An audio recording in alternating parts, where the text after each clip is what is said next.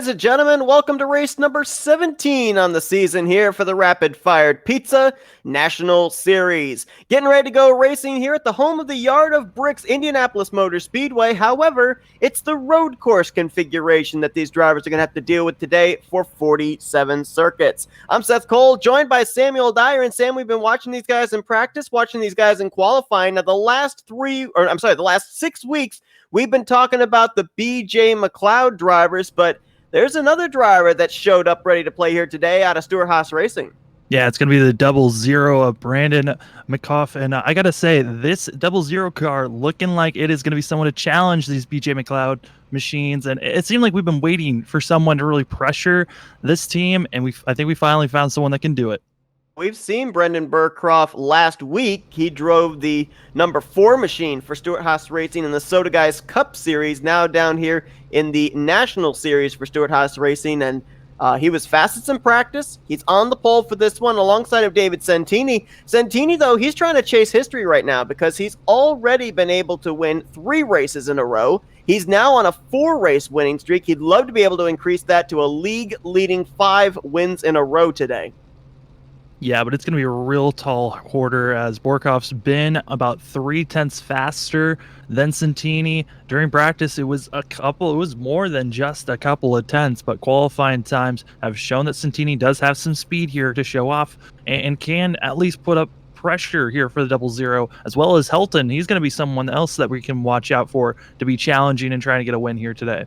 Helton is the only driver here this season so far that has a win at a road course in the series. We've only run one road course prior to today's event. That was at Mid-Ohio. Logan Helton winning that over his teammate David Santini. The two of them started first and second that race, finished first and second. But to the point we made, they're going to have to deal here with Brendan Burcroft here today to try and wrestle the win away from him. And you've also got the 16, Joseph Piscota, making up the outside of row 2. We saw Piscota filling in at Colleague Racing last week for Carson Bowers. He's in that ride again today, and he was also pretty fast in the practice speeds, also pretty fast in qualifying.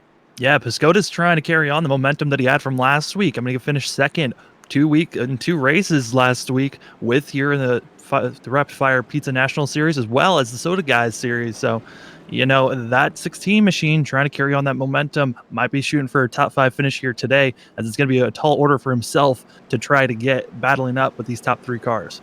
You want to look for someone maybe to be a dark horse today? You might want to look at that number 12 of Roger Gregory. He finished 3rd back at Mid-Ohio, and with a good run that he had last week at Pocono, he now has climbed up into the playoffs in the 11th position in points, bypassing Dalton Williamson. So he's now got himself a nice little 50-point cushion back to that cutoff line.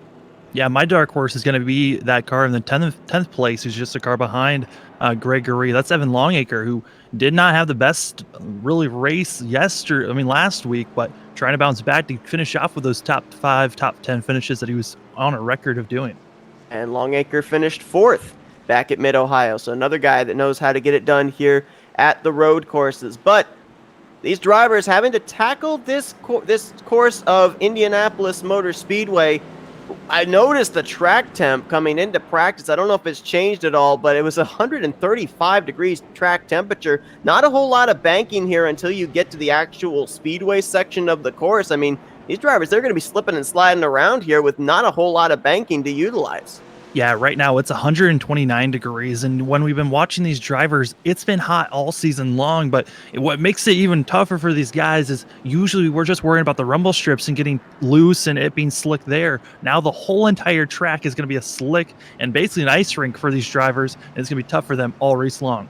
See, as they come off here into going backwards into what would be NASCAR Turn 1, they're going to have that whole long front straightaway and then have to get on the brakes. One of the heaviest braking zones of the track down into Turn 1. That might be where we see a lot of drivers have issues. And I'm not saying that it's absolutely going to happen, but this seems like one of those road courses where we could end up seeing a full course yellow be warranted depending on events, as it's going to be Brendan Burcroft and David Santini getting us green here at Indianapolis. Burcroft coming off with a fantastic restart there with at least a car length gap between himself and Santini. But this Turn 1, that's when a lot of cars are going to have a lot of issues. We usually see some cars overshooting it sometimes and going off into the grass, but so far up front looking clean. Like they're going to get themselves situated. Single file top 3, now 5, now 7 as everyone settles into their positions. And now we'll try and set up the driver ahead of them to try and make passes for position. Burcroft going to pull ahead by about a car length and a half over Santini. Santini then about maybe a half a car length ahead of Helton. Helton, though, looks like he wants to maybe get around that 99 machine.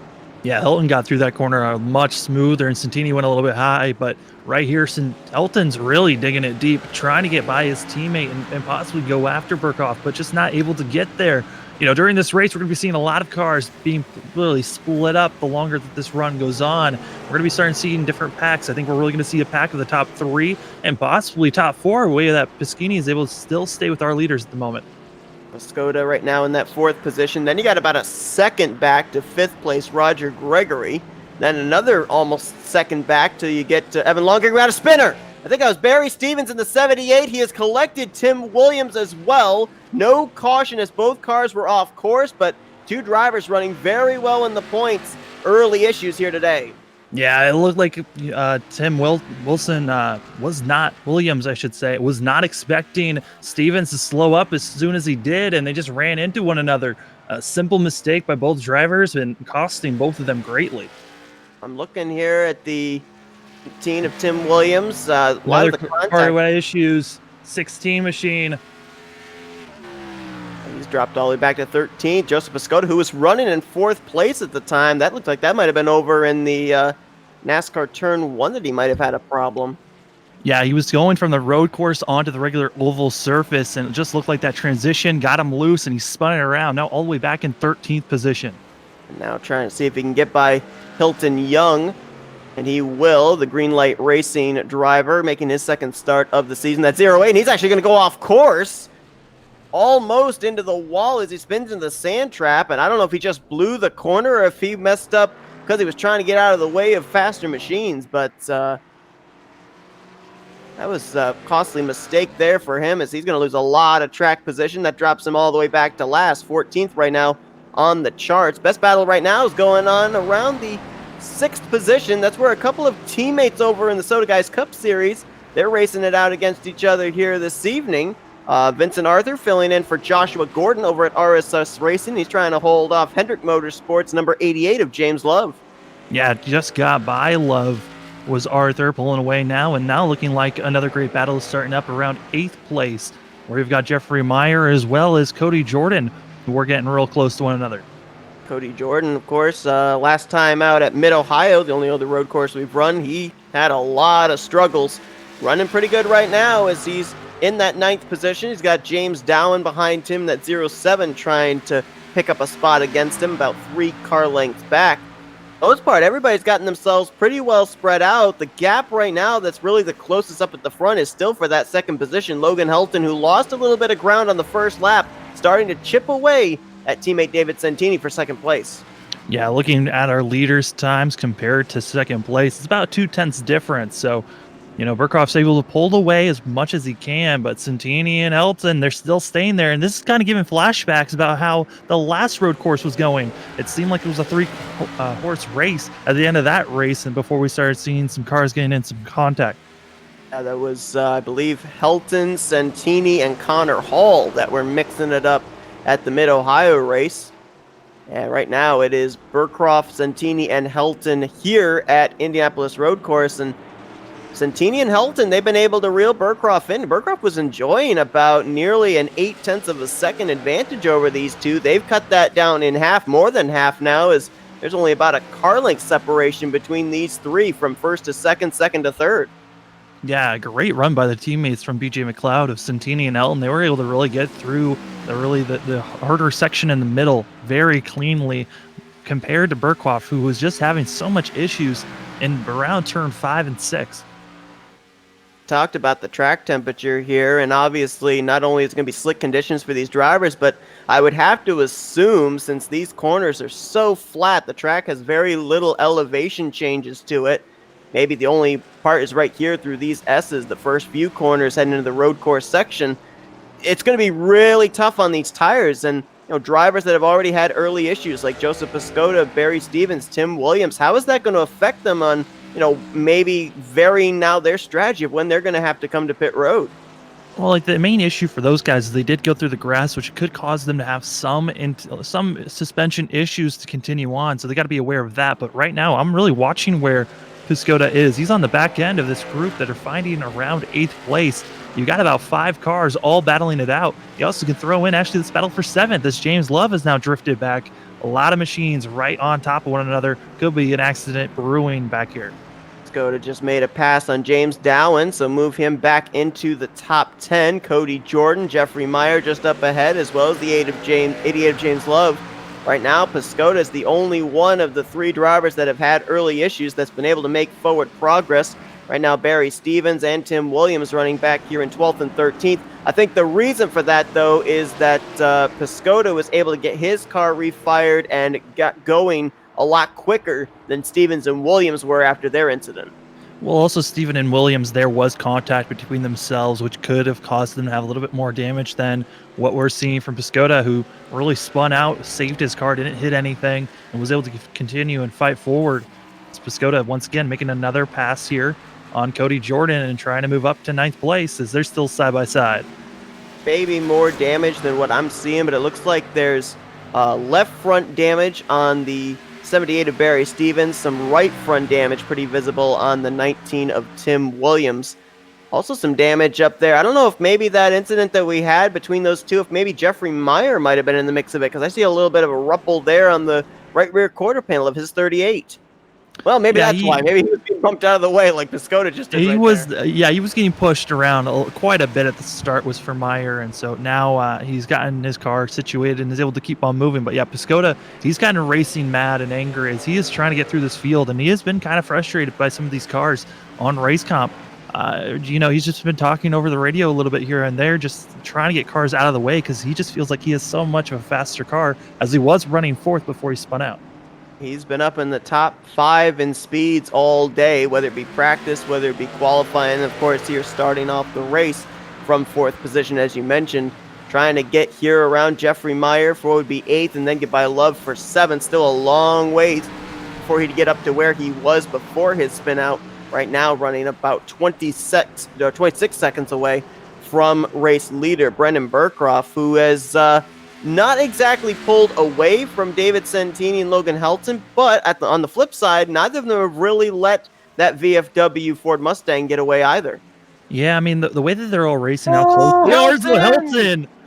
What a save. I mean, he came in. That happened in about a couple hundred feet before turn 1. Yeah, that's just how much speed these cars carry into turn number 1. I mean, you go through turn 2, turn 3 of the normal oval, and then you come down the front stretch with so much speed in that first corner. It's kind of nervous to see there, but the 8 machine able to slow it down. And I'm expecting to see the longer this run goes on, the more wear and tear on those tires. We're probably going to be seeing a lot more of that, and cars probably overshooting turn number 1. But, I mean, these cars are going to be pushing as hard as they can throughout this run, and we're not going to be seeing these pits until around lap 20 to 24 for these drivers, splitting this race in half. So it's going to be a while before these cars at the pit, as we're only on lap number 6. Tremendous save there by Logan Helton, running in the 3rd position. As looking here, we have our in-car camera here today, courtesy of Cystic Fibrosis Foundation, and you can see the car and the fire suit with that sponsorship on there. Was messaged earlier today by Logan Helton that he's running this car here especially today. He is actually a driver, a person that suffers from cystic fibrosis, and so pretty neat that he's got that special cause on his Toyota Supra here today. Wanted to try and see if he can put in victory lane, 2nd time at a road course here this season, but right now he's got a lot of catching up to do. Yeah, looking back for this former battle for about 7th place, Piscota was able to get through, but it looked like James Love had some issues, as well as Myers. Both of them have dropped back quite a bit from where they were running. Looking back at it, James Love got pushed around by Piscota and spun him around. So the 88 machine has some issues all the way back in 12th place, trying to run back to where he was at 7th. So it's so interesting. We have a lot of times here in the Rapid Fire Pizza Series, we'll have a lot of the Cup guys come down and fill in for some of these Xfinity teams. Some of them are teammates over in the Cup Series, and you mentioned about Piscota punting James Love around. Those two are Hendrick Motorsports teammates over in the Soda Guys Cup Series. Yeah, I mean, it's a different series, different teams. Might as well, flex your muscles and say, hey, get out of my way, even though we'll have to be friends tomorrow. But for now, let's race as hard as we can. And you saw there just a little bit too much aggression being pushed forward. It looks like another car might have gone off the track. That was the 13 of Hilton Young once again having issues as his whole entire front end is gone at the moment. Wow. And he's right in front of the race leaders here too. Terrible place to be is he's going to actually use the runoff, get out of the way of Santini and Hilton. And Hilton Young, boy, this is not the start that he wanted here, as we're only 7 laps in, and that car looks like it's been through a demolition derby.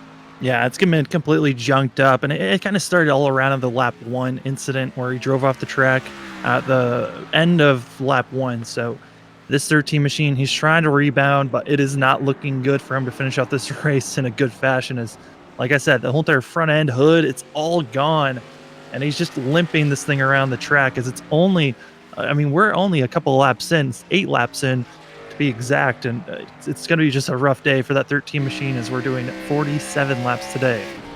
Of drivers you mentioned that were falling back. James Love, Jeffrey Meyer, Cody Jordan also has fallen back here. A driver that is moving up because of this, though, Barry Stevens in the 78. He's been able to work his way now up to the 8th position after his early spin, and he's only about 5.5 seconds behind Joseph Piscota. So he's actually been turning some good laps here the last 3 or 4 circuits, and he's actually starting to pick up some spots again after his issue back on lap 1. Yeah, I mean, one of the biggest movers so far is going to be Vincent Arthur, who's up there in 6th place. He started in 12th, and with all the cars in front of him having so many issues, he's been able to move up into the top 10 and almost into the top 5 as he's got Evan Longacre right in front of him. Let's not forget that he is filling in for Joshua Gordon, who comes into this race 37 points away from that cutoff line to make it into the playoffs. So this is actually a very important fill-in for that team out of RSS Racing, that if Vincent Arthur can at least gain some points here today as a sub driver, it would keep Joshua Gordon possibly in the hunt here with only a limited number of races to go in the regular season to maybe be able to sneak out a playoff position. As up front, battle continues to be these top 3 who have pulled away by over 10 seconds ahead of Roger Gregory. We mentioned that back at the last road course, Gregory finished in 4th, Longacre finished in 5th. That's where those two are running right now in the 12 and the 10. Yeah, with Connor Hall not being here, it looks like that 00 was the one who took that mantle of being up front and challenging with the 2 BG McLeod guys. So looking very similar to the way that the last road course went, and we might see the same result as things are going. Now these drivers in the Grand National Series tonight, they're running the road course configuration.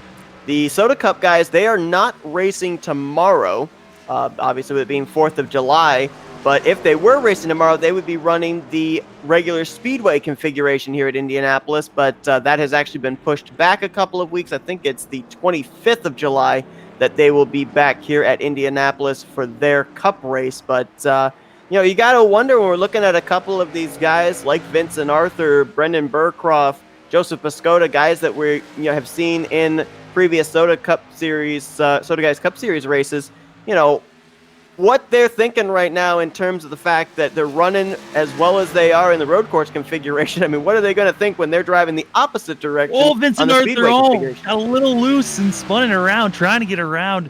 Evan Longacre was not able to get it done, but was able to save his car. And yeah, back to your point, it really helps these drivers a lot. I mean, Piscota talked about it in his interview last week with running Pocono for the Rapid Fire Pizza National Series, and then also running it in the Soda Guys Series the next day. It gave them a lot of practice and a lot of information on the tire wear, as well as how their cars might react in the hot, and also with the change of the tire, with the track temps. Really gave them a lot of information to carry forward to the other series. And you also see that in real life with actual drivers whenever they go from the Xfinity cars to the Cup cars. So always great information to have when you're running both series. All of a sudden, it's turned into a 2-horse race up here at the front. Tini and Burcroft right now separated by 0.4 of a second. It's about a second and a half back from that before you get to Logan Helton. And I gotta wonder, that little moment we saw him having getting into turn one, I wonder if that has affected him in terms of, how much tire rubber, how much grip he's got underneath him now, why he might be losing touch with these top two. I went back to look, and it looked like he got a little bit loose coming out of turn number 8, and he just didn't get a great run off, while the other two got a fantastic turn number 8, which gave them all that space. And you wouldn't think that it would give them that much space, but it's on the short backstretch where they gained all that time. They were able to continue moving forward and really losing Helton, and Helton no longer has a draft on the front stretch, and that could be why these guys are starting to pull away. You saw right there when he got onto the speedway section of the course how the rear end came around. And, obviously, as we mentioned last week, we actually have some notes we can go back to here as opposed to when we were at Mid-Ohio, because Mid-Ohio was the first road course race of the season. And I think you'll remember this, Sam, when we had the battling going on between Santini, Logan Helton, and Connor Hall. The only car that looked stable out of those top three was Santini. Both Connor Hall and Logan Helton, they were slipping and sliding around. Looks like Helton, same situation here today. I wonder if maybe they set up that number 8 very similar to the kind of setup that he ran back at Mid-Ohio. It could be that. I mean, Santini's been doing this all season long, where it just seems like everyone else, their car visibly looks like it's just sliding and getting loose everywhere, while his looks stable. And then we talked to him, he's like, yeah, no, the thing felt loose. It was crazy. So in his hands, it might feel like it's not that stable, but visibly, we're seeing how much stable these front two are compared to everyone else. He's been able to keep the gap to be anywhere from 4 to 6 tenths of a second. Talking about Santini, I almost think he's not even in attack mode right now. I think right now he's just riding, trying to stay in touch. And if Burcroft ahead of him makes a mistake, he'll capitalize. But I don't know if we've necessarily seen what this 99 is capable of, because we haven't really seen him yet get into attack mode trying to wrestle that lead away from Burcroft. No, I think right now it's more so of learning and getting information. And usually these first stints, you're gaining as much information as you can. How much do I really need to save my tires?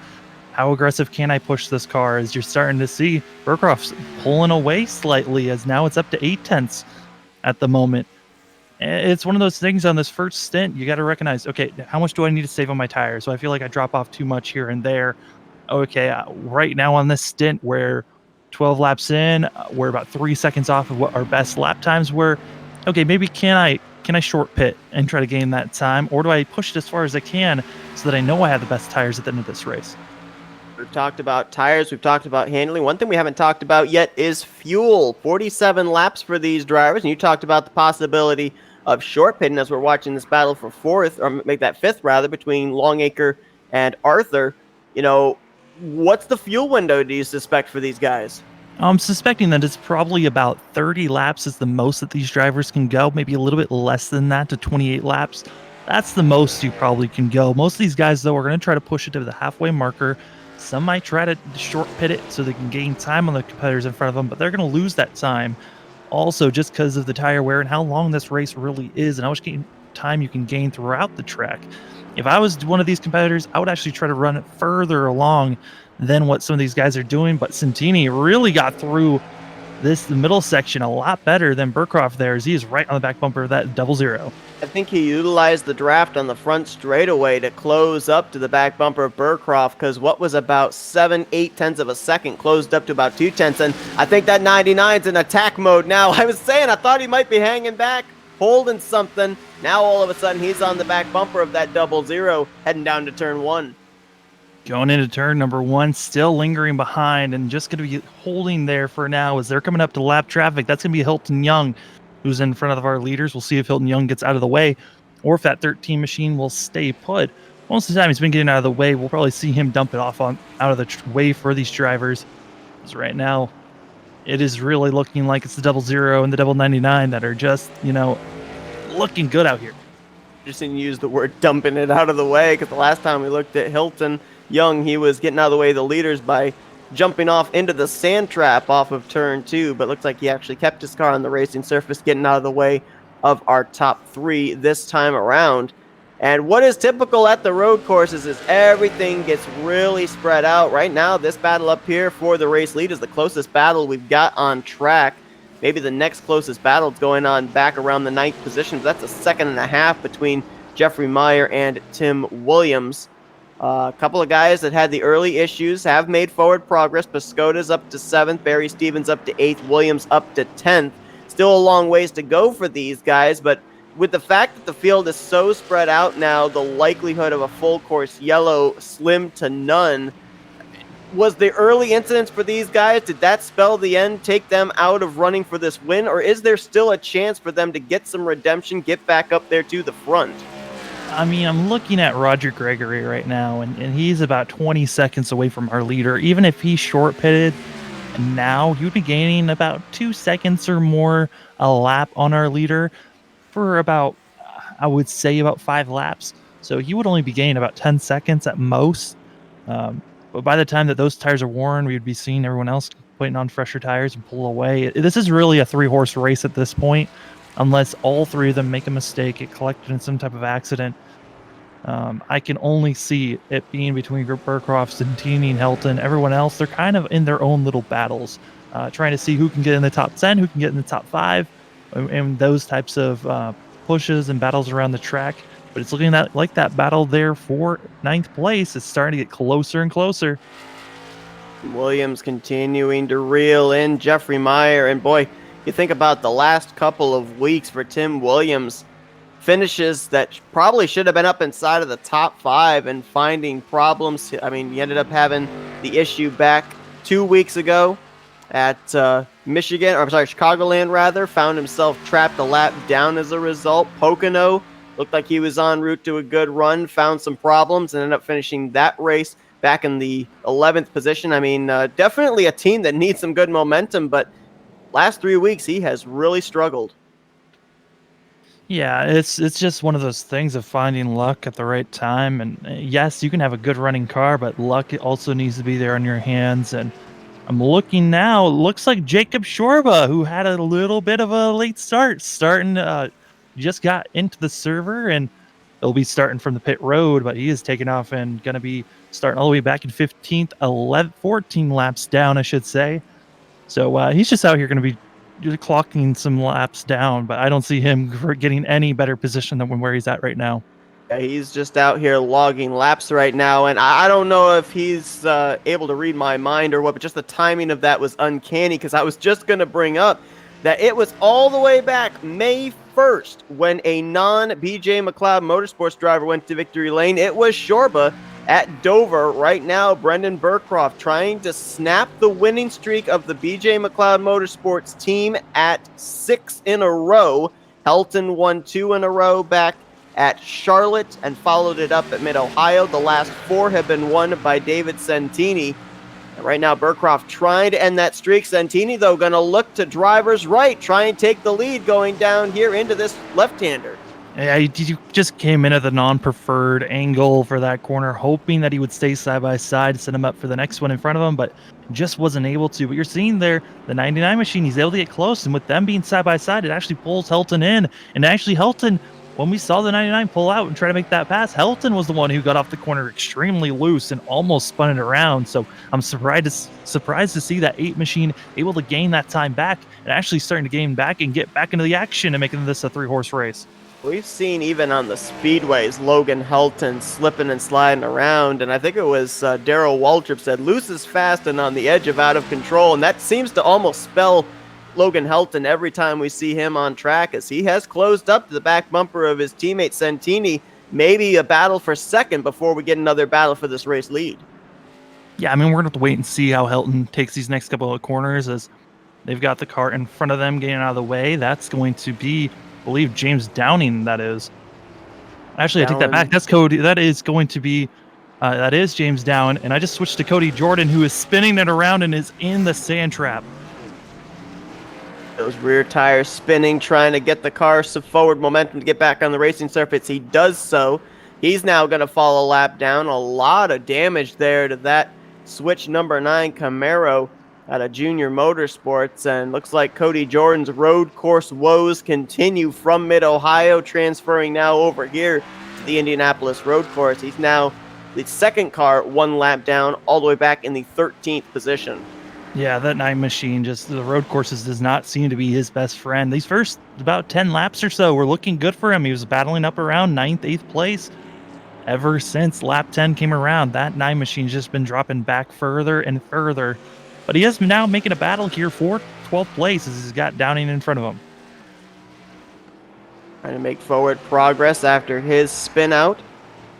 So far, we've not been without incidents. Jordan has had a spin. James Love has had a spin. We had Barry Stevens and Tim Williams get together on the first lap. Joseph Piscota, I think, spun on lap 2. So definitely Indianapolis road course has played its part into today's race. But right now, our mainstays at the front continue to be the 00, the 99, and the 8.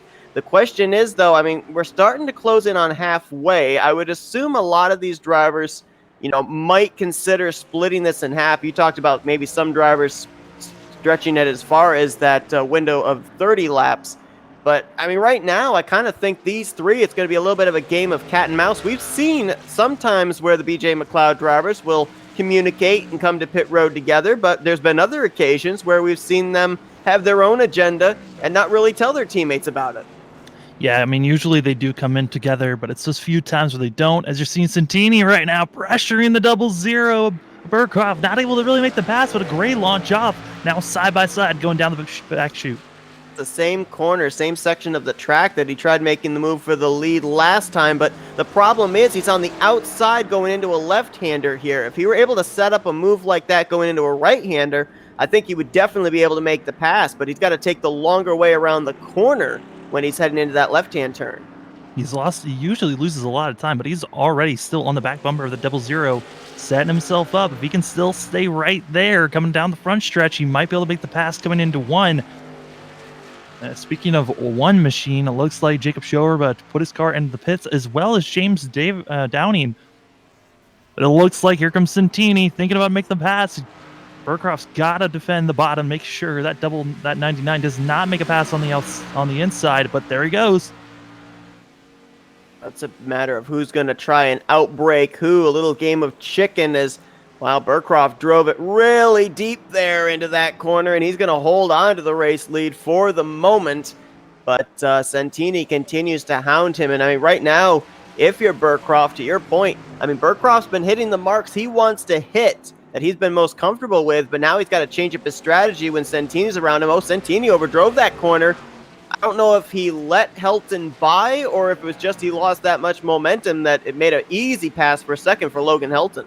I mean, coming into one, that 99 machine just didn't look stable after that and gave himself a little bit of room and then just got loose again, and Helton was just there to pounce on that opportunity. Now pushing forward and looking back, looks like Tim Williams able to get by James Love. So Williams back up into the top 10 now. 9th position is where the 19 cars runs. I would think that more than likely, especially with the field as spread out as it is, drivers not necessarily getting the benefit of the draft of someone ahead of them. So these drivers that we're seeing out there like Barry Stevens, Tim Williams, I don't really think that the damage they've got, it doesn't look that extensive like it would really affect them. So if they come to pit road, I don't think we would expect them to really fix that damage. Most likely they won't be fixing that damage, but we're getting closer and closer to when cars are going to think about pitting, as we're about 5 to 8 laps away from that. Now we're starting to see some of these battles that once were brewing, they're starting to get closer and closer, as now the battle for 5th, it's getting there now, as you're starting to see. There goes Longacre on the outside. Yeah, Longacre is going to get off into the grass, messing up that corner, and Vincent Arthur says, thank you very much. He'll pick up the 5th position now. Bit of a mistake there for the driver out of Colleague Racing. That's going to cost him a spot in the top 5 for the moment. He'll try and regroup, catch back up to Vincent Arthur. A car that once was running 9th, now back to 12th. That's going to be Jeffrey Meyer, going to be one of the first cars going to the pits, as well as Santini now into the pits. This is interesting because, I mean, you talked about the fact of 30 laps. Well, the fuel window's open now for them to make it the rest of the way, should they choose to pit, and apparently Santini decided, you know what? It's time to come to pit road, and I'll run it to the end on what I've got in the tank. So interesting that Santini trying to go for 5 wins in a row, having a strategy way outside of the box of some of these other race leaders. So now the question is, if you're Brendan Burkhoff and Logan Helton, does this force your hand to maybe have to come to pit road now? I don't think it forces their hand to come in now completely, but I think that Santini had to come in. His tires looked like they were burnt out. But what makes me nervous is he came down on lap 18, where these drivers are going to have to go further than that. They got to go about 30 laps on these tires, and he was already looking a little loose on 18 laps. So it's going to be close for that 99 machine for him to continue holding on to that machine, as we're used to seeing him be stable all the way through the race. I never saw him sustain any damage, like hitting the wall or anything, but that was about a nearly 55-second pit stop. That is a longer pit stop than just taking on 4 tires and packing it full of fuel. So it says to me there was some damage repair going on right there, and that's going to be a pretty lengthy stop and cost Santini some time. Yeah, as well for Jeffrey Meyer, who was still in the pits. He's been in there for about a minute and a half with being in the pits. That's a lot of damage that he's also ensued, as well as James Downing. He's in there getting damage repaired. Santini's the only one that is pitted in the last 3 laps to get back out on track, as everyone else is still getting damage repaired on their vehicles. So that's kind of shocking to see, but if you drive off track at any point or get bumped anywhere, it's going to cause some damage in either the quarter panels or anywhere else, maybe in your front end, that could cause a lot of damage that you don't want to have. Oh, you bring up the point of the front end. We saw a couple of times that looked like Santini got into the back of Burcroft, trying to maybe move him out of the way. I wonder if maybe the damage repair was to the nose of his Supra. We saw Vincent Arthur getting by Longacre, but once again, Longacre got by the 93. And now they're battling once again. So issues all around for these drivers that were used to, maybe having some consistency, but road courses really showing their teeth right now and really roughing up some of these drivers. Battle for the lead may be happening here as Logan Helton looks to the inside out of the final turn, not quite able to get to the right rear quarter panel, but he is all over the back bumper of Brendan Burcroft going down into turn 1. Backs off a little bit earlier there than Burcroft does. Ooh, tries to drive it in deep. He's going to get almost to the right rear quarter panel, but couldn't quite make it work. Now he's still on the back bumper, almost trying to move the 00 out of the way. A little contact maybe there going through turns 1 and 2.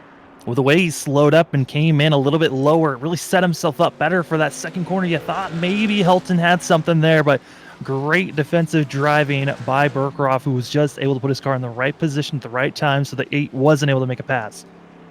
Well, SS Greenlight Racing is going to have quite a repair bill on their desk tomorrow morning. James Dowen is out of the race now, retiring in the 14th position. Jacob Shorba also out in 15th. Dowen had the whole hood and front end gone. The engine was exposed as he sat on pit road, and his teammate in the 8-car, Hilton Young, not faring much better. His whole front end is gone as well. He's been able to continue on, though still running 2 laps down in the 12th position as Helton slid it out of the exit of that corner, somehow made up a little bit of ground on Burcroft. And they're catching up to the 88 machine of James Love. That is 9th position. We've only got 9 cars on the lead lap, and if they get by that 88, we'll only have 8 cars left. The next car that would be ahead of them, well, I was going to say it would be David Santini. However, Santini just passed Evan Longacre, who brought his number 10 to pit road for his pit stop. That one looks like more of a pit stop that could... Yeah, that looks like a scheduled pit stop for that 10 machine, as he was only in there for 14.4 seconds. A normal pit stop time to see for these drivers. It just shows, the gap that the top 3 had put on the rest of the field. 14.4 second pit stop for Longacre. Santini spent almost a minute on pit road, still was able to pass the 10 car for position when Longacre came in for his pit stop. Yeah, and Santini out there is running about 3 seconds faster than what our leaders are. So with him and him pitting so early, being able to run as fast as he is, he might be able to gain a lot of this time back, but it's looking like he might still be about 20, possibly 30 seconds behind what our leaders are, if not even more than that, just because how huge this gap is. Logan Helton is trying his best here as James Love behind him overdrives that corner. And Helton really smoked his front tires going into that one left-hander, has lost ground yet again to Brendan Burcroft. And, we talked about the fact that Burcroft, when he has someone behind him battling for the lead, that puts a lot of pressure on him. But at the same time, it's pressure for the other drivers behind him because there's not a whole lot of passing areas here at the Indianapolis road course. Outside of that front straightaway, being able to utilize the draft, try and outbreak someone into turn one. So Burcroft's determining where everybody else has to go, having to change up their lines in the road course section. Yeah, I mean, you got the chance to make the pass on turn one, as well as the pass on the back stretch where that little tiny stretch is going into that corner. You have a chance there if you can get under the car. But right now, a machine that's catching up and trying to make a pass is we're seeing Burcroft into the pits. He was forced to come in as Santini came in 3 laps ago. Now the 00 comes in. Now Helton with the lead, but a battle for for third place is where I've got all my action watching. It's Roger Gregory with a rear mirror full of the 93 of Vincent Arthur. And I thought for a moment there, it looked like Gregory might be moving out of the way. I think he is actually not going to fight Vincent Arthur for that spot. And that's because Roger Gregory is going to hit pit road. It's that lap 22, so they're going to be running a little bit longer on this last stint. These guys are still running a little bit they aren't even at halfway marker yet, so I think that's where Logan Helton's eyeing is go to the halfway marker, maybe a little bit past that, so he has the freshest tires at the end of this thing, as it looks like the 00 finally getting out. It's going to be in third place once he gets out of the pits. Talked about the time that David Santini was making up on track when Brendan Burcroft was leading this race. If we compare pit stops, then it would only be about 40 seconds. Well, actually, if we count in the amount of time on the entrance and exit of pit road, then Burcroft made up roughly in the vicinity, maybe about, it's like a little bit more than a minute on pit stops. I mean, is that going to be enough to counter the amount of time that he lost on those 2 or 3 laps to Santini, who was out there on fresher tires, as Helton's coming to pit road this time? Well, Santini at the moment is about 32 seconds away from Burcroft. That just shows that he came in the pits. He was sitting in there for about 30 seconds longer than he needed to be. And that's where it stands right now, being 32 seconds away from possibly being in front of what is going to be our leader once these pits go through, as Helton now into the pits. It looks like Burcroft very aggressive on pit road. Not only does it show us the amount of time drivers spent in their pit stall, but the amount of time they spent from commitment line to commitment line outside of their pit stalls. 48.7 seconds for Brendan Burcroft, a minute and a half for David Santini. So apparently the conservative coming to pit road for Santini definitely going to hurt him as well, as Burcroft takes the lead back. Yeah, another car that came in aggressive and got out aggressive, that's going to be Roger Gregory in 6th place. I think that worked out great for him to try to gain that time that he was going to lose with a couple of these spin-outs that he's had. Now he's lost that position. He's back to 6th with Longacre able to get by the 12 machine, but Vincent Arthur now in the pits. And with him in the pits, it's now a 2-horse battle. Who is going to win this thing is Helton. At the moment, 9 seconds back. We saw little spurts of Helton being a little bit faster than Burcroft just before these two came to pit road. The question is, though, can in these 20 laps Logan Helton chip away at what is now nearly a 10-second lead between himself and that 00? I mean, right now he's going to have to cut in at least half a tenth, maybe a little bit more than half a tenth, to make sure he's even on the back bumper of the 00 by the final lap. Yeah, I mean, we got to check and see what the times are going to show on these guys, but it's kind of crazy to think how much time Burcroft is gaining after just 1 lap. I mean, the gap, when they first initially Burcroft came into the pits, it was a difference of only about a 1.5 seconds difference between the two drivers. At the moment, it's a little under 10 seconds gap between the two, and that's just 1 lap of pitting. I don't know where Burcroft got all this time. Right now, the gap remains about 9.7 seconds, and Burcroft now just having to hit his marks. There's no pressure behind. He may have to deal with a few lap machines before all is said and done. That's Hilton Young up ahead of him right now in that 08 machine, and then a little bit further up, I think he's going to have to deal with the 38 of Jeffrey Meyer, but lap traffic's been pretty good with keeping out of the way of everybody else. And I mean, we talked about that last week in the Soda Guys Cup Series at Pocono. It was the first time that we saw Brendan Burcroft. He drove the number 4 for Stewart-Haas Racing, brought it home from the pole to a third place run and really showing what he can do here today. I mean, this might be a guy that we're going to have to be looking at here in future weeks that might be able to get up there and really be a challenge to these BJ McLeod drivers, because week in, week out, we look at Logan Helton, we look at David Santini, and we think, who's the guy that's going to step up from another team to challenge these guys? We may have found our number one contender right there. Yeah, I mean, it's kind of hard to tell, though, because, like we said, this is only the second road course of the season that we've seen. We haven't seen Burcroft racing against the BJ McLeod guys on ovals. I think, honestly, our next oval race is when we're going to really have that test. Does Burcroft really have what's under the hood to challenge these BJ McLeod guys? Great point. Our next oval actually going to be next week when we'll be going to Kentucky Speedway for the Rapid Fire Pizza National Series. I was looking at Roger Gregory. You talked about him being aggressive coming to pit road and everything. Right now, that 12 car is running in the 5th position, and this is going to be a huge points day in terms of the postseason heading towards the playoffs, because mentioned the fact that he was able to pass Dalton Williamson last week, move up to 11th in the playoff points. Well, we know the 16 is currently filled in today by Joseph Piscotha. So he was only 2 points behind Carson Bauer, so he'll pick up that spot. And the 4 of Kevin Roy out of JD Motorsports is not in the field today. He was only 7 points behind him. So right now, it looks like Roger Gregory could find himself as high as the 9th seed in the playoff points when we leave Indianapolis here today. Yeah, I mean, if Roger Gregory, where he's running 5th place, it's kind of what you got to keep on doing, getting closer and closer to the playoff time. You just want to be getting these top 10, top 5 finishes that set yourself up for the best chance that you can once playoffs come around.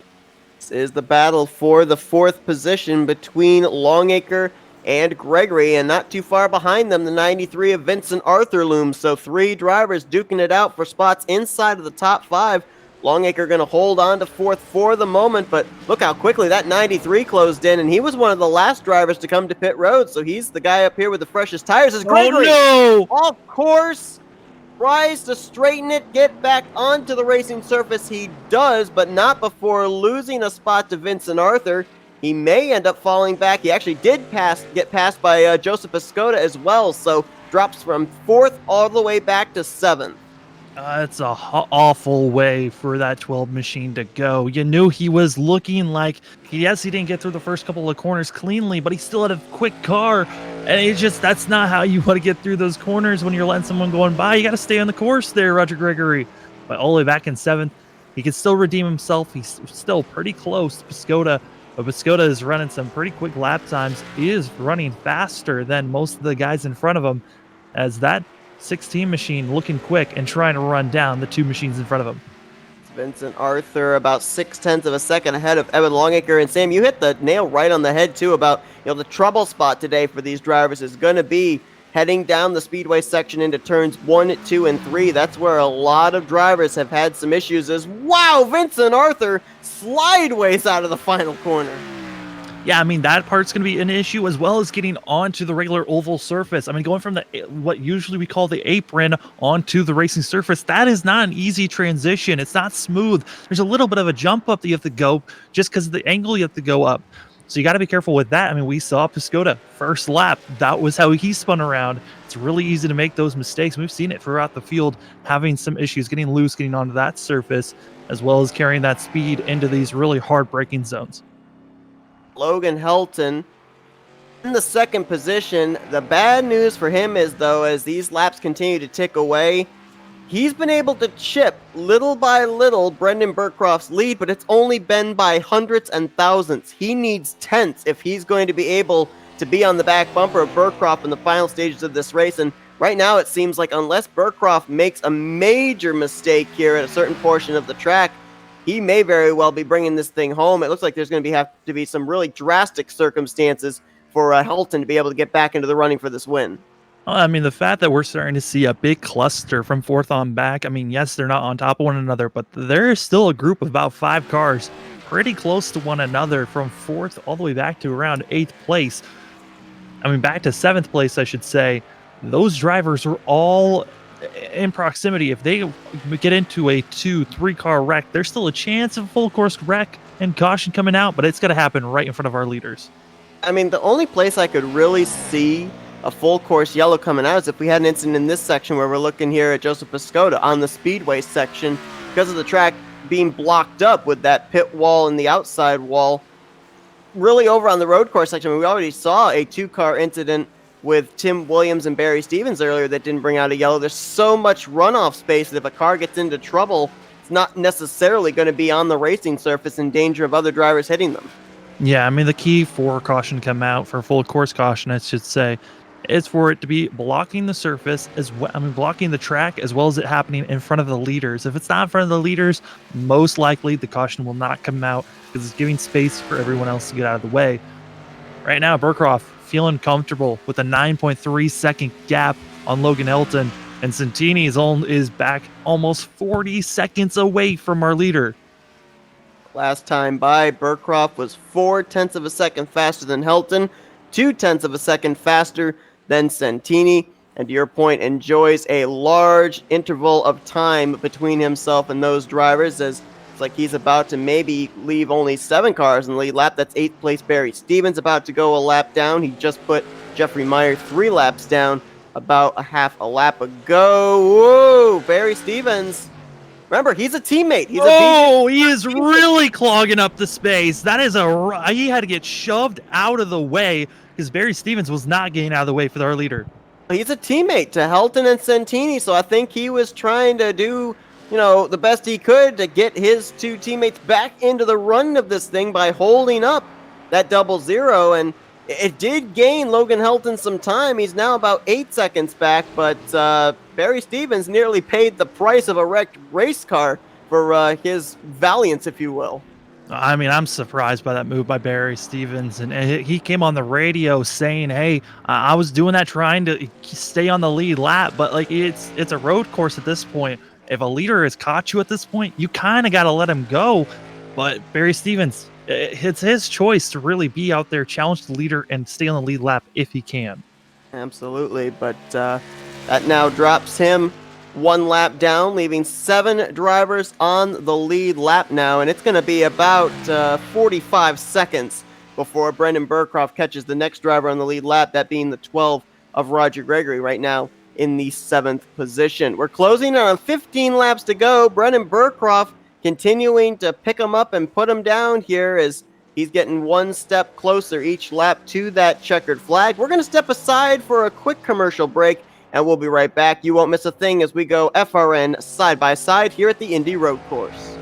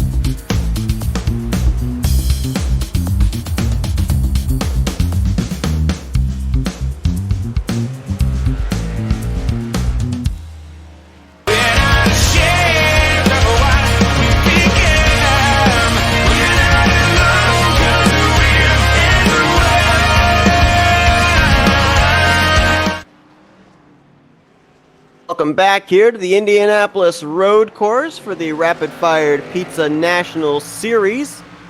About a little bit more than 12 laps to go as we're looking at the battle here that's been brewing since we went to commercial break between Colleague Racing teammates Joseph Piscota and Evan Longacre. And looks like Piscota's going to take the spot, so move the 16 back into the top 5 for the first time since the first lap of this race. And not behind Longacre is going to be Roger Gregory, who's just trying to pull these guys in. But since they made that pass so cleanly, it really wasn't enough of a challenge to pull that 12 in enough. Just joining us, 32 laps in. 31 of these laps have been led by the pole sitter, Brendan Burcroft, who continues to show the way. The only other driver that's led a lap today is Logan Helton. That was after a cycle of green flag pit stops. Right now, Helton is in the second position, but still about 8.5 seconds back behind Burcroft. David Santini, who was also up there in the top 3 in the early portions of this race, spent a long time on pit road getting damage repaired. He is 34 seconds back, currently holding down that third position. Yeah, right now you saw on screen that was going to be the 38 machine of Jeffrey Meyer that just got out of the pits. He's been having quite a rough day since the first part of this race. He's always be back in 12th position, 3 laps down. But, right before we went to break, as we're starting to see this battle for 6 kind of starting to heat up, we saw that our leader, Burcroft, was being held up by Barry Stevens, and we were saying maybe he was trying to help his teammate out. We know he was trying to battle and stay on the lead lap. But then once Logan Helton got close, Barry Stevens tried to get out of the way, but Ashley blocked and got the 8 car loose and losing about a second of time. So right now, Helton is gaining on the 00, but he could have been a lot closer if he didn't get really held up by his teammate. Right now, about 8 seconds, the difference between the top 2, and it's as the laps continue to tick away, and just the amount that Logan Helton is gaining, which is minute. I mean, be 1 or 2 100ths per lap. It's right now slipping away from Helton. Right now, it's really the worst enemy for Burcroft would be Burcroft himself if he makes a mistake. And I mean, that's still not out of the realm of possibility. He's done a tremendous job of hitting his marks all race long, but there can be that mental fatigue here. I mean, these guys have been out there for 33 circuits. It's taken them a long time to get to this point. There's still about a quarter of this race to go. There is the possibility that Brendan Burcroft could make one of those mental mistakes, end up costing himself some time, and bring Helton right back into the vicinity and hunting for this win. I don't know if you're able to make a replay, but James Love just made one of the best saves that we have seen all season long. Coming off the final corner, he got a little loose, was able to save it, should have at least hit the outside or inside wall, kept it straight, only lost.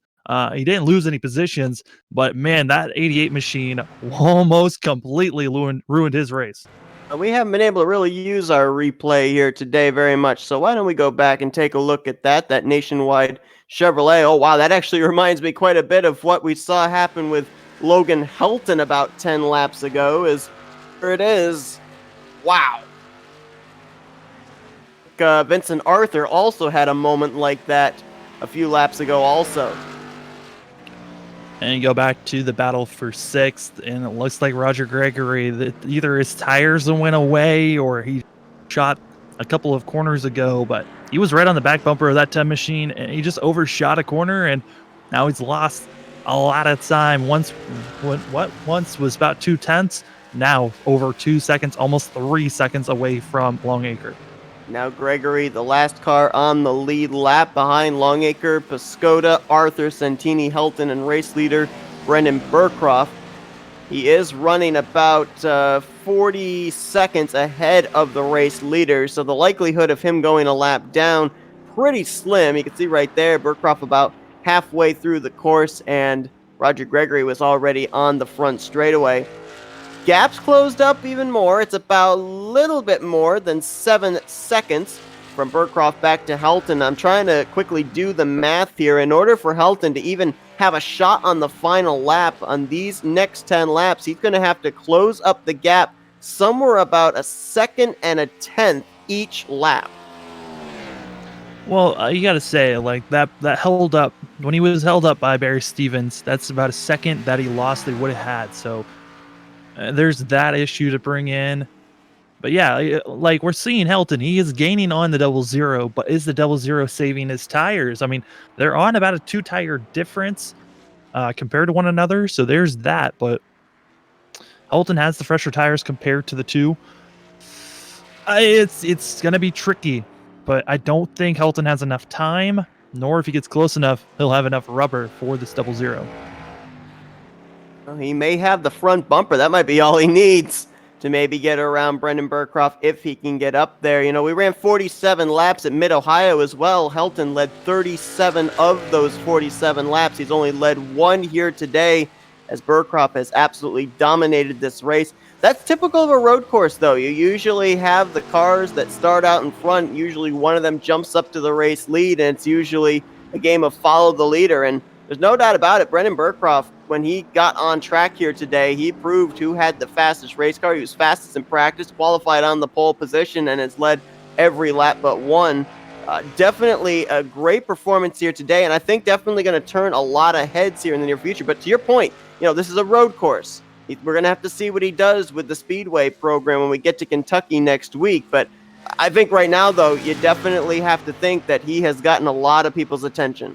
Oh, completely. I mean, Burcroft has really been putting on a show here today, showing off that he really can hold off and do a great job defending against the BJ McLeod team that's been dominating almost all season long. And he thought maybe there would have been someone else one of these days that would pop up, and Burcroft is the one today to really show up and really compete between the three machines of Helton, Santini, and Stevens. Believe that the last time the double zero was driven here in the Rapid Fire Pizza National Series was back at Phoenix. Nope, correction. It was back at Auto Club, which was only the third race of the season by Cole Early. Stewart Haas Racing has not fielded the cars since then, and Brendan Burcroft now bringing it out here at Indianapolis Road Course. About 7.5 now, well now 7.3 seconds the gap between himself and Logan Helton, and continuing just to tick away laps here. Every lap that he ticks away is one lap that takes the hopes of Logan Helton away from possibly being able to be a challenger for this victory.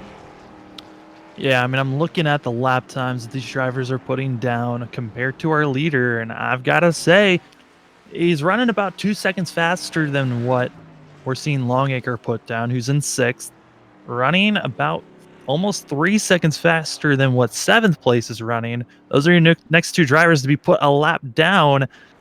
Is there enough time for our leader to put these guys a lap down with being about 20 seconds away from our leader?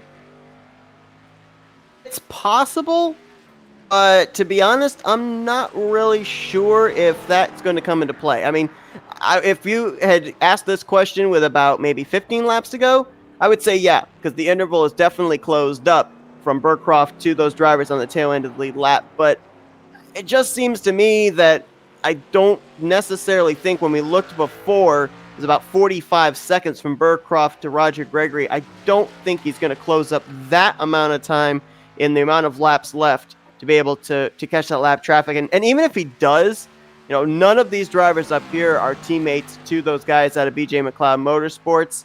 To your point, that protocol, if a faster car is behind you, even if it's to stay on the lead lap, normally you get out of the way. So not sure how much of an issue they would even be if Burcroft does catch them.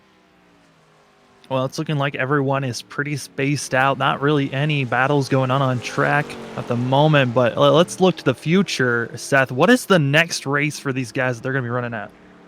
Next race they're going to be running next week is going to be at Kentucky, and you know, that's a track that usually we end up seeing drivers use different multiple grooves. A lot of times it can be a fuel strategy race as well, and we've seen a couple of fuel strategy races here in the Rapid Fire Pizza National Series in the past couple of weeks. Yeah, fuel strategy has been a real fun thing to watch with these drivers, because you really never know with the drivers that have to short pit, because usually with this series we're used to seeing drivers doing a one-stopper during these races, and it's fun to see the cars that try to stretch it out as far as they can, have the better tires at the end, or cars that short pit that really set them up for the long run. And who does have the long run cars, as we've talked with the BJ McLeod guys so much, that really their strategy is to make cars that last the longest for those long runs. because those usually happen. Sometimes we'll have early wrecks and then a long run in the middle that sometimes goes all the way to the end, sometimes sets us up for a green-white checker as well. Right now, the only driver that is running lap times in the 135 bracket is David Santini back in third place, but that last time by 4/10 faster was Helton over Burcroft. He's now cut it down to about 6 3/4 seconds. Oh, you talk about looking to the future as well. This is only the second road course that these drivers have been to this season, but it's not the last one.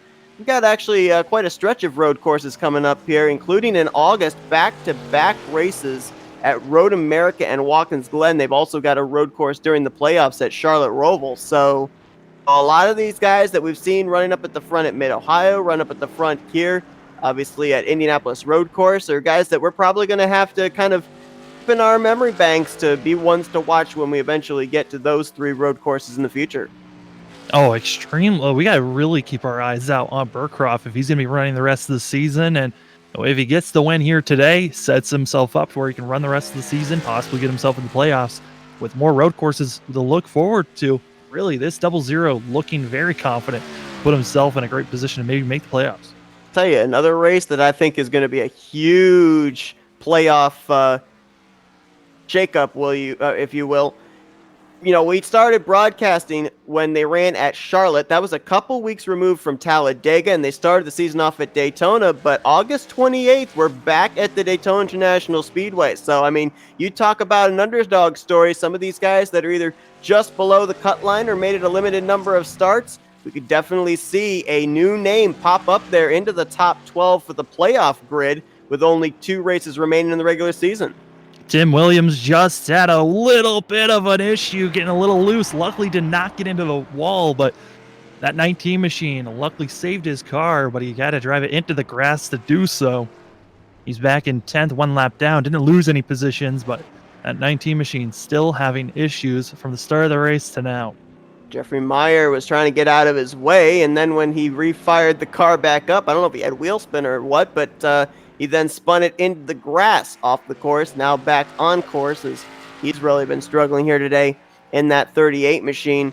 There are no battles going on track right now. The closest battle currently is between Evan Longacre and Roger Gregory. You can't even see the two of them in the same shot here, with Longacre heading down to turn 1. That's because it's over 4 seconds between those two. You've got about 6 seconds between Burcroft and Helton. You've got 9 seconds from Arthur back to Piscotty. I mean, there's just no battles right now for position in these final 6 laps. Final 6 laps, Santini getting close to his teammate of, Barry Stevens. We'll see if Stevens gets out of the way or if these guys are going to continue racing hard to make the last couple of laps here interesting to have. And as you said, we're coming close to the end of this race. Not a lot of battles going on. Let's do a quick rundown of where we're at. We've got Brandon Burcroft in the lead, been leading most of this thing. And you got Logan Helton in second, who's just been kind of in second for most of this race. Car that once made this a 3-horse battle. David Santini in third. He's trying to make his way forward as he's got his teammate in front of him. Vincent Arthur, who has had a couple of spins here and there, in 4th place. And then Joshua Piscotty. Joseph Piscotty, he is in 5th place. And it is a miracle that he's in 5th place with how rough his start was to this race. Right now, the rest of the drivers on the lead lap. 6th place is where we find Piscotty's Colleague Racing teammate. That's Evan Longacre. Roger Gregory right now, the last car on the lead lap. He is in the 7th position. The cars that are still running, we got 3 drivers 1 lap down. Barry Stevens in 8th, James Love in 9th, Tim Williams in 10th. Cody Jordan continues on 2 laps down. He's in 11th. Jeffrey Meyer is 3 laps down in 12th. And Hilton Young continues to soldier on in that 08. Right now, 6 laps down to the leaders in the 13th position. Drivers that have retired out of the race since we went green. James Dowen going to finish in 14th. Jacob Shorba, who got on track about 14 laps in and then ran maybe a couple of laps before eventually coming to pit lane and putting it behind the wall. He'll finish the day out in the 15th position. I think for Shorba, just going out there, logging a couple of laps, making sure he's going to get some points for 15th place rather than have to take provisional points or get no points at all for the weekend. Yeah, it was good for him to go out there, at least be a start and park, get those points that he needed, and maybe he wasn't able to finish out the whole entire race. We don't know his full situation there, but the one machine at least getting points here today is Jeffrey Meyer into the pits. getting some quick repairs done, and then he'll be back on course. I want to bring him back what you were talking about with the wild card race of going to super speedway racing. That is going to be some fun racing to watch, especially since these guys run an open setup league. So all the drivers have their own setups that they work with. They change it up. That's why we always talk about different teams going with the short runs or going with long run setups. I am interested to see, with it being an open setup league, is the draft going to be strong enough to keep these guys together, or will some of these guys with better setups be able to pull away? And it's really interesting, too, how you set up a car for a super speedway as opposed to a road course or a speedway, because of the fact that really the one thing that is a huge difference maker is how much grill tape you decide to put on the front of that race car, because that's going to determine how good a run you're going to be able to get in the draft. But you also run the risk, if you put too much on, of maybe having that engine overheat. So it's completely different dynamics on how you set up a race car for that type of a racetrack. Yeah, I mean, you always got to think about, hey, we might go into a long run here. Let's not put as much tape on as we want. If we were going into a green-white checkered, we know green-white checkers, everyone's going to be slapping on almost 100% tape, just trying to make it to the end there as fast as you can. So it's going to be fun racing once we get to super speedway racing. But I'm excited to see where that goes and what type of how these guys finish off the rest of the regular season going into the playoffs. I was looking here at Vincent Arthur in that 93 running in the 4th position, and I was really impressed. And I thought to myself, not sure why I'm impressed, because he's already shown what he's able to do at a road course. He ended up finishing 2nd in the Soda Guys Cup Series race at Sonoma. So he's definitely proved he can do it at the winding road courses, and right now doing a good job there in that RSS racing machine. And, just to touch a little bit more on Daytona, also, we keep talking about the BJ McLeod drivers. Well, they're a 3-car team. We've seen on occasions 3 drivers out of RSS Racing. We've seen a number of drivers, sometimes 3, sometimes 4 drivers out of Colleague Racing. JD Motorsports usually has 2 or 3 cars on track. I mean, there's going to be a lot of teammates that are going to be able to work together at Daytona that might have something to maybe work against those BJ McLeod Supras. Yeah, we have to get all of these guys that are regulars are going to make it for that super speedway race, but you also got to think of all the guys in the Soda Guys series. How many of them are going to come down and actually want to run that race? Because it's super speedway racing. Usually a lot more drivers come out for those events. So it's going to be fun to watch when everyone comes out for that race. Absolutely, and that's going to be taking place later on here in August. I think it's August 28th when they'll be at the Daytona International Speedway.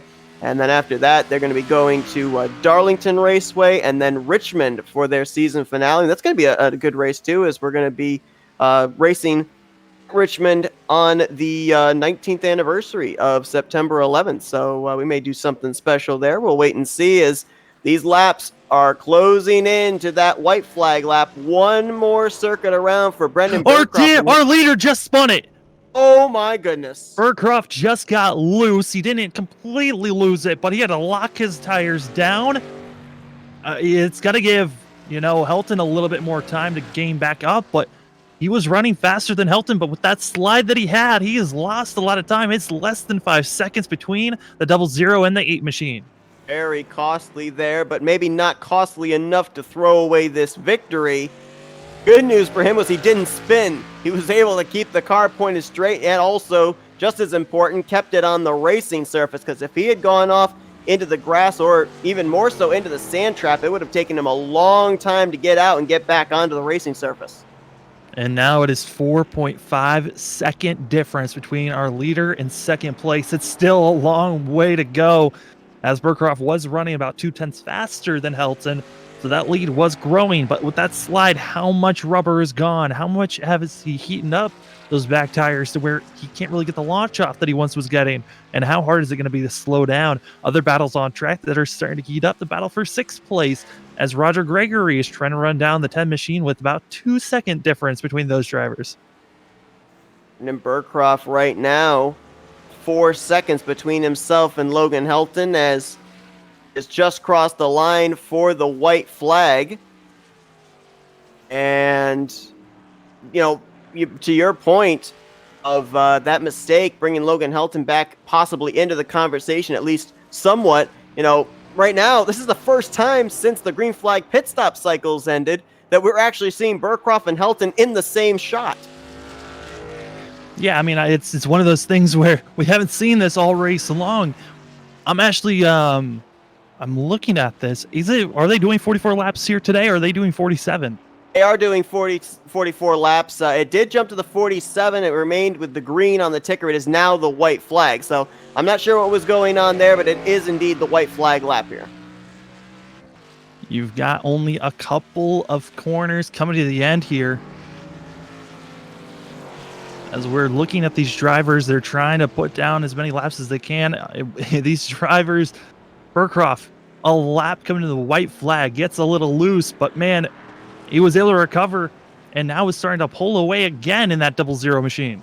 Not sure what it is about the number, but if you take the 2 leagues and you go to the last road course stop, it was back at Sonoma for the Soda Guys Cup Series. Caden Rush in the 0-0 went to victory lane, and now here in the Rapid Fire Pizza National Series off the final corner, it's the 0-0 with Brendan Burcroft in his first start of the season. From pole to win, coast to coast, he'll kiss the bricks today at Indy. Brendan with a fantastic run. Really, that one slip up last on the second to last lap was the only mistake we really saw the 0-0 make all race long. But secures the win with about a 4.5 second difference between himself and Logan Helton. And what's crazy is he came in a lap earlier than the 8 machine, but gapped himself about 10 seconds between those guys.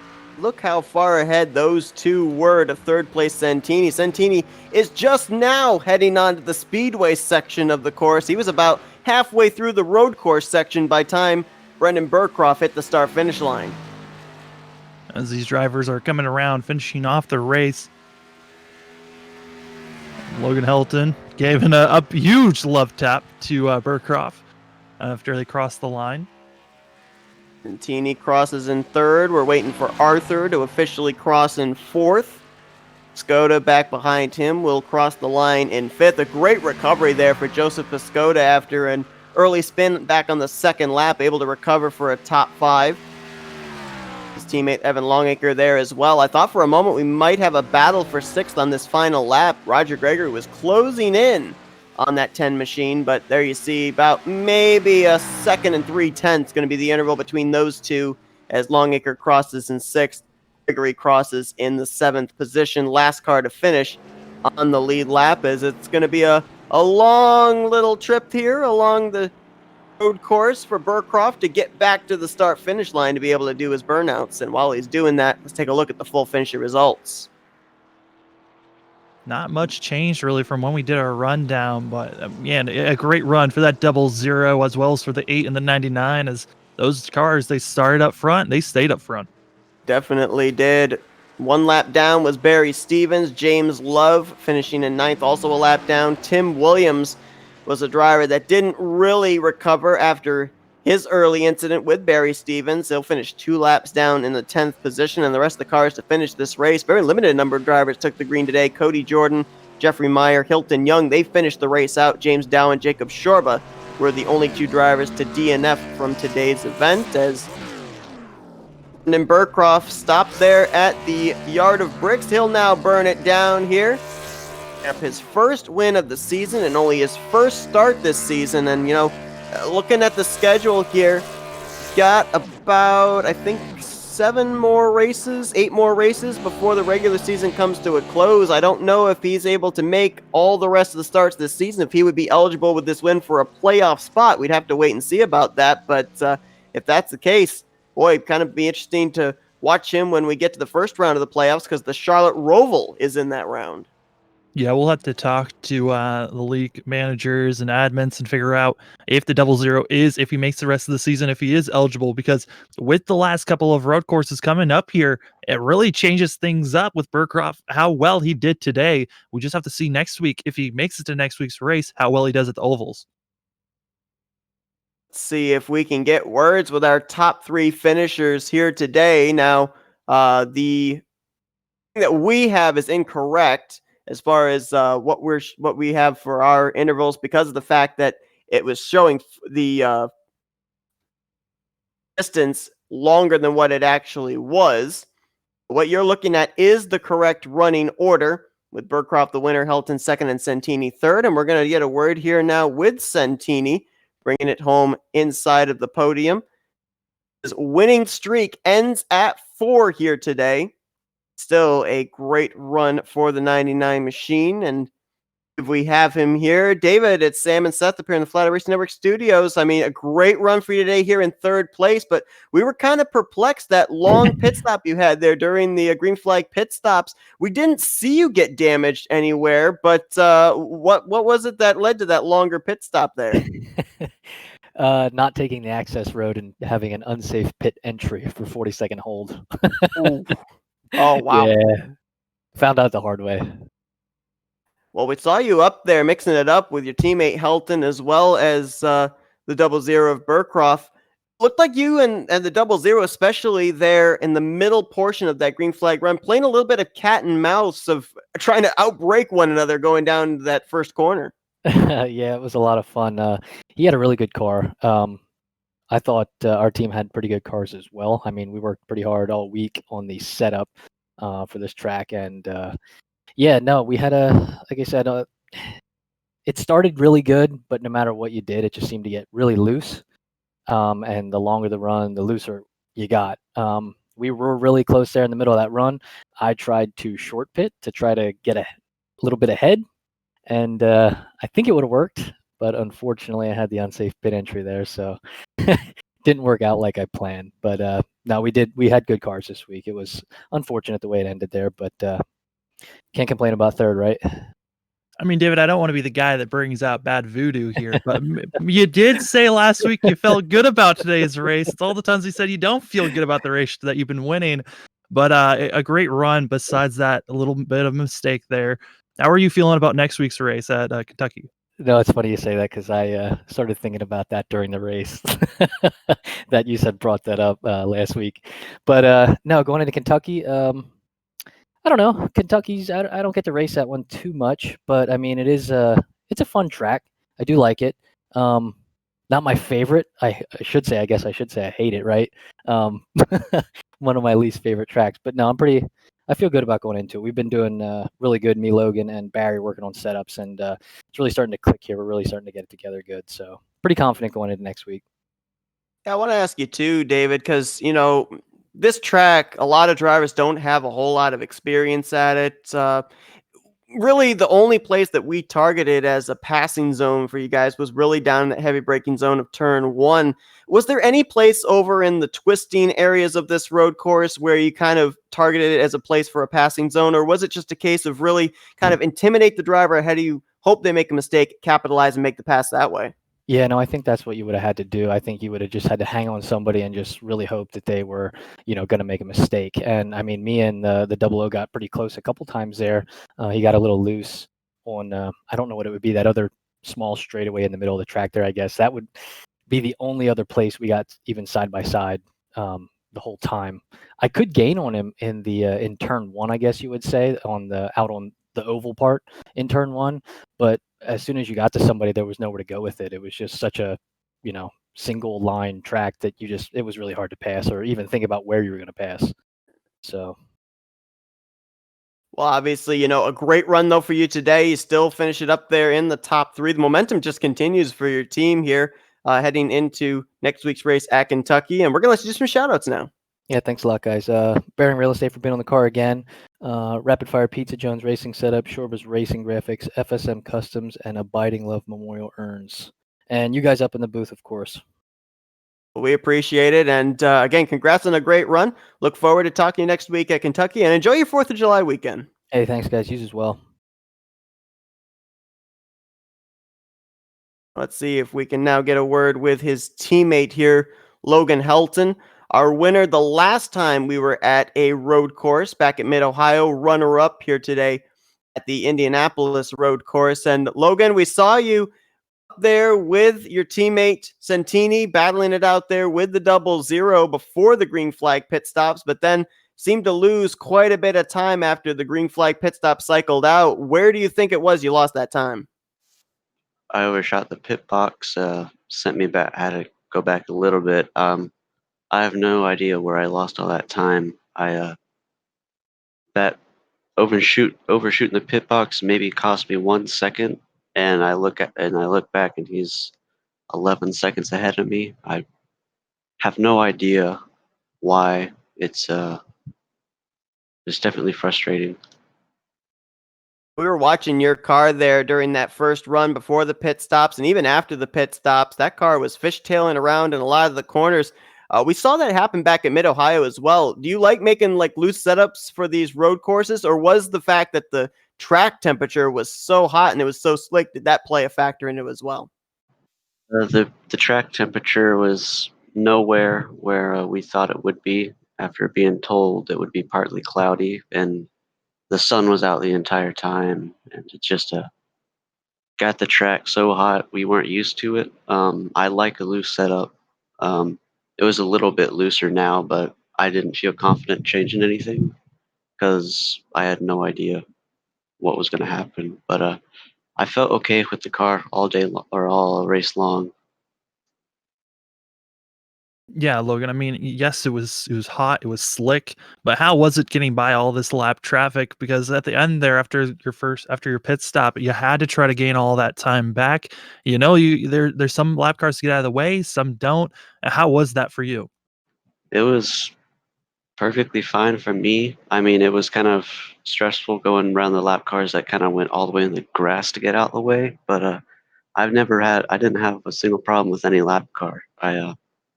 It was perfectly fine. They were all really respectful. They got out of their way. Some of them fought for the position a little bit more, but it was nothing crazy. It was just, I understood they're trying to stay as far ahead as they can, even if it's not racing with the car on the same lap. Logan, this is only the second road course that you Rapid Fire Pizza National Series guys have driven on here this season.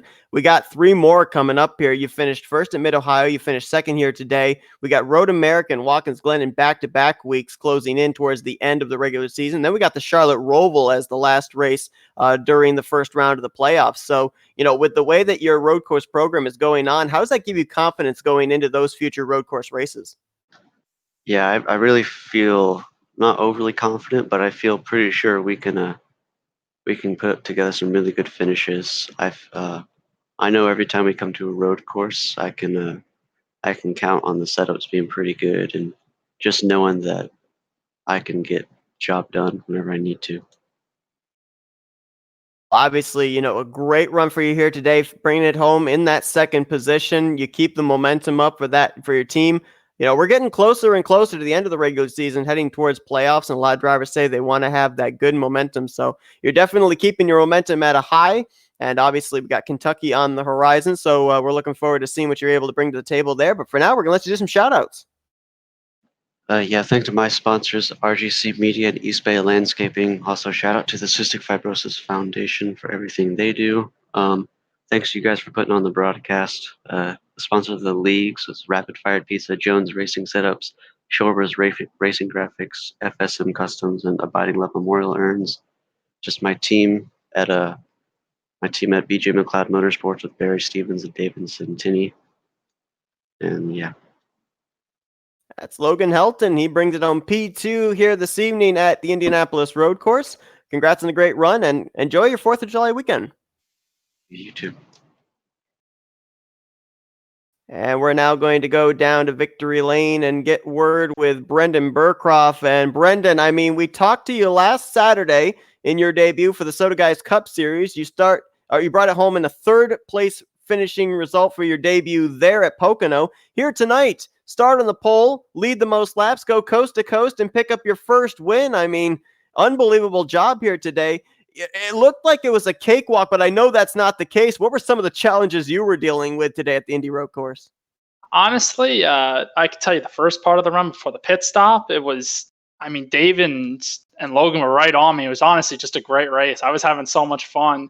I was just trying to keep the tires on it because I knew they were, and they did a great job on the long run. So it was just kind of being very defensive. And then the second run after the pit stop, it was kind of just staying focused because I was out there by myself. I didn't really have anybody to bounce off of like I did the first run. So it was really just about trying to run good competitive lap times every time.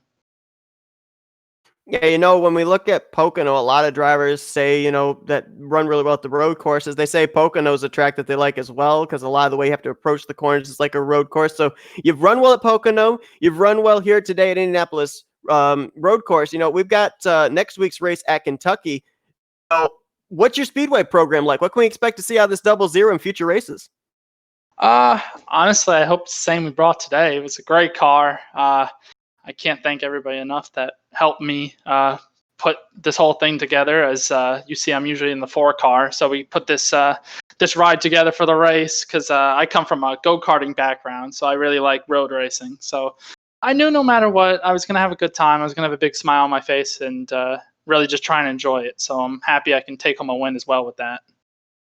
Brendan, I mean, it was a great race on your part, but us in the booth, as well as Logan Elton, we're all scratching our head. How the heck did you break away from Logan on that pit stop? Because it went from what should have been only about, when you came in the pits, a 1.5 gap to 11 seconds once all pit cycle got through.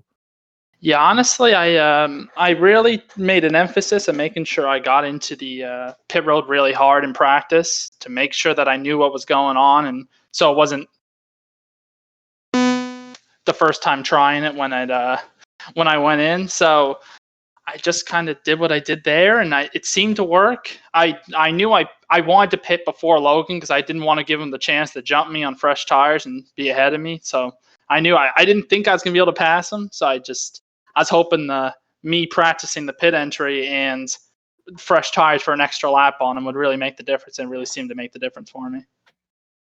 Brendan, one thing that we touched on here at the top of the broadcast was the track conditions in terms of track temperature up there around 125 degrees. I mean, a lot of drivers were slipping and sliding out there. Did you feel that at any part of the racetrack? Absolutely. It was usually the corners that we were in the low gears, like second. The tires would really be spinning off. I gotta give credit to David. He pit on like lap 16, I think, and he kept those tires on and still got third. I couldn't believe it, but they would just fall off, and they would fall off really quick. So you get about 2 or 3 really good laps on it, and then everything after that. I was telling my teammate that I was running there with, we were talking about the race, and I was saying, thankfully, coming from a karting background, it felt like running in the rain, which thankfully I have some decent experience at. So I was trying to really use those kind of skills to my advantage.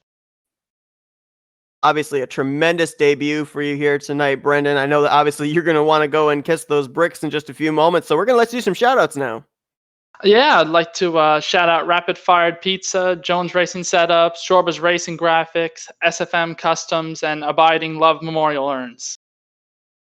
The 00 in victory lane here tonight, courtesy of Brendan Burcroft at the Indianapolis Road Course. Coast-to-coast pole to win.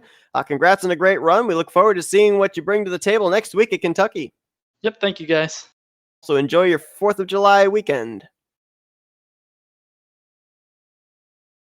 And so that's going to conclude our coverage here today from Indianapolis. And, Sam, you and I, we've done broadcasts here at this road course, and it always seems to be that these drivers, even when it looks like they're dominating, they're out there leading laps and everything, they're fighting that car every single lap. Yeah, I mean, usually it's because they're hitting the rumble strips, but just because of today's conditions, it was so different from what we've seen before, with it being so hot, the track being so slick. Like they were saying, it just seemed like you were ice skating out there, and your car wanted to slip on you all the time. But a great effort on everyone's part to keep the car under them as much as they could. We only saw a handful of cars that were taken out of the race, but everyone else still able to continue and finish out this race. Absolutely. We went clean and green for the entirety of this race. We got to see pit strategy with a round of green flag pit stops. And, to the point of the question you asked, Brendan, there, really that pit road and that pit stop was the difference maker, really, into allowing Burcroft to be able to gap himself from those 2 teammates out of BJ McLeod Motorsports. But that's going to conclude our coverage here this evening from Indianapolis. The Soda Guys Cup Series, they're off tomorrow night as they're going to be enjoying a 4th of July weekend with their family. Flatout Racing Network will be bringing you coverage tomorrow night, however, for the FTF Grand National Series, as they'll be taking the green flag at the Lucas Oil Raceway. Green flag scheduled to fly about 10:15 p.m. Eastern Standard Time. However, we are going to be bringing you some other action next week. We got the Chris Cup Series. They're going to be back. The Rapid Fire Pizza Drivers, they're going to be at Kentucky next week, as well as the Soda Guys Cup Series. So a lot coming up in the upcoming week here at the Flatout Racing Network. But Sam, first off, appreciate you joining me here in the booth tonight. And secondly, hope you enjoy your 4th of July weekend as well. Now, I want to say that to you as well. Happy 4th of July to everyone. I won't be able to say that tomorrow. I want to say it now. Stay safe. It's going to be a fun time for a lot of people out there, and it's always a pleasure to be in the booth with you, Seth. Absolutely. And from me as well, happy 4th of July to everybody out there. Thanks for tuning in to tonight's race here from the Indianapolis Road Course. For Samuel Dyer, I'm Seth Cole. You've been watching another broadcast here, courtesy of the Flatout Racing Network.